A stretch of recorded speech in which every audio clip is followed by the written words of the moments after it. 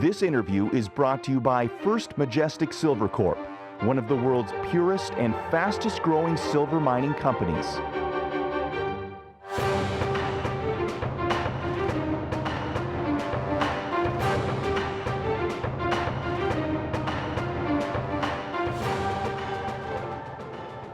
Welcome to Cambridge House Live. I'm Vanessa Collette at the Toronto Resource Investment Conference.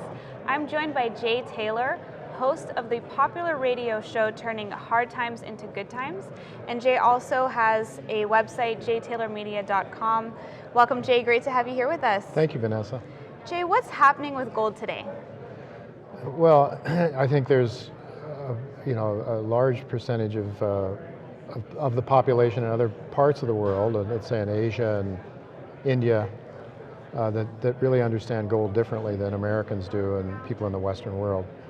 So I think in those countries, people are much less trusting of their governments, and so they really think they need to own some gold. They don't necessarily believe that their version of Ben Bernanke can make everybody wealthy and happy. We've been sort of, I think, brainwashed and programmed to believe in the Keynesian idea that all we need to do is have some animal spirits. That was the idea of Keynes. President Roosevelt that said we have the only thing we have to fear is fear itself. The notion that somehow we can just print money and happy talk our way to prosperity is really what I think the Western world is all about, and it's working quite well from the vantage point of the people that are in power. The people that can convince you to take worthless pieces of paper or digits in your account as opposed to something that's real and has intrinsic value. Well, those people that are able to create those digits out of nothing are reallocating wealth from the pockets of those people who actually produce the wealth. I like to say the miners, the manufacturers, the inventors, the farmers, people that actually do something good for humanity are not getting their fair share because there's money that's being created out of nothing and in control of the government and the central bank. So, the Federal Reserve is a monopoly banking system. From what I see, the Federal Reserve and the powers that be are looking to make this a global monopoly system. And if they can convince people to keep taking these worthless units of currency rather than the real thing, then they can keep stealing from the public. The Chinese, the Indians, others, they don't give their government so much credit for being so smart.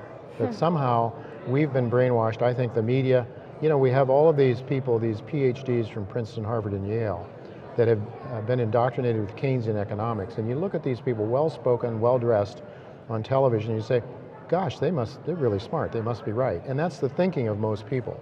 So no longer, to any extent, are alternative economic theories taught. For example, Austrian economics. No, it's free market economics runs against the establishment, the ruling elite. They want to have control. And as long as the American people can be convinced that Ben Bernanke is going to perform for them, then I think gold doesn't do so well in the United States and the Western world. We saw, however, that crack quite a bit after 2008, and I believe there's coming a time because all of the pathology that was baked into the economy before is still there and then some, because all of the solutions they're trying to use are creating more debt relative to income. So we have a system that's bound to break down sooner or later, and I think the opportunity, even though gold and silver, those precious metals, which are time-proven monetary assets, even though because they've gone down a lot, I think this creates a great opportunity for people to buy these metals now and to also buy some shares because, unless you don't share my view that there's still big problems, okay, if you buy Ben Bernanke's medicine as Kool-Aid, you want to drink his Kool-Aid? Go ahead. I'm not drinking it. Right. So what do you think, there's a big Fed meeting coming up next week on Tuesday. What do you think of all this taper talk?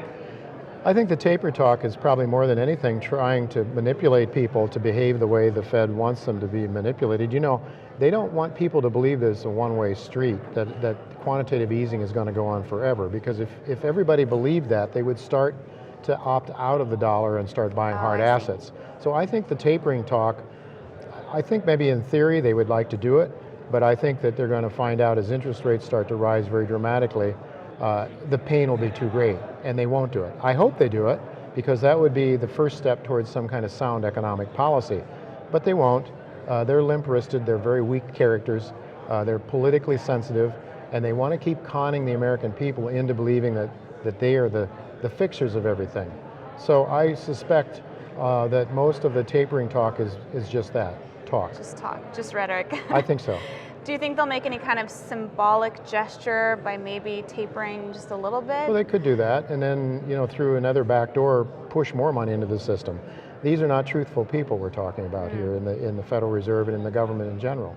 I recently said on my radio show, I asked the people, my listeners, could you tell me one thing about your government that you're confident they're telling you the truth about? I've never gotten an answer from anybody. I don't know what it is. Right. I don't know what my government is telling me the truth about. It certainly isn't about economic numbers, it's not about inflation. If inflation is to measure the cost of living for an average family from one year to the next, it's not 2%, as they say, it's closer to 8 or 9%. Unemployment is closer to where it was in the 1930s.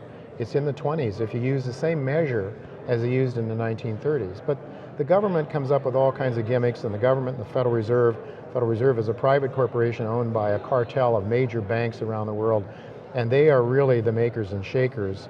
They are really the ones that tell Mr. Obama, I think, where to wage war next, and they also tell Mr. Bernanke whether he should taper or not. And it's all based on what this ruling elite thinks is best in their terms, in terms of enlarging their power base and their wealth. So, Jay, you talk a lot about the nominal price of gold versus the real price of gold. Why is that significant? Well, it's really significant because it is real purchasing power. So if the real price of gold is going up, it means gold is gaining purchasing power, say against maybe energy, against copper, against other commodities, because that's how I measure it, against a basket of commodities. If you can take your gold and exchange it, of course you can't because they don't allow it to be used as a currency, but if you can swap your gold for more of a basket of currency, then its value has gone up. But I look at it also from the point of view of an analyst of mining companies. I like to see the real price of gold go up if I'm long gold share prices, because it means their profits are going to grow. Because it means that the price of gold is low relative to the input cost of getting it out, generally speaking. And we saw a very dramatic increase in the real price of gold after Lehman Brothers. And one of the interesting things that people probably don't realize mostly is that gold is not only for inflation, gold is also in a deleveraging, unstable banking environment. We saw that after Lehman Brothers. The real price of gold went up very dramatically against the Rogers Raw Materials Fund, which I measure it, went from something like 17% to 44% in a matter of months. So an ounce of gold would have purchased only 17% of that basket of commodities. It then purchased 44%. It's come back a lot now, and as that real price has come back, so have the mining company profits, and the losses have mounted with some of the big guys too. So I think, though, the next time we see a major shakeout, and I think there will be another Lehman Brothers of sorts. It won't be exactly the same. It's just a matter of time because the debt to income keeps growing. The system is becoming ever more destabilized. And when this system breaks down, there will be another major rise in the real price of gold, which I think is going to be extremely bullish for the gold mining companies. And the good news for those who have some cash on the sidelines, and I've always tried through this bear market to try to tell my subscribers and my listeners to sell some things and raise some cash. And I've had to sell some things at a loss sometimes to put that into practice. But now I'm glad I did, because I got 25–30% of my portfolio in cash, and I'm seeing some wonderful opportunities out there. Absolutely. So do you think now's a good time to buy?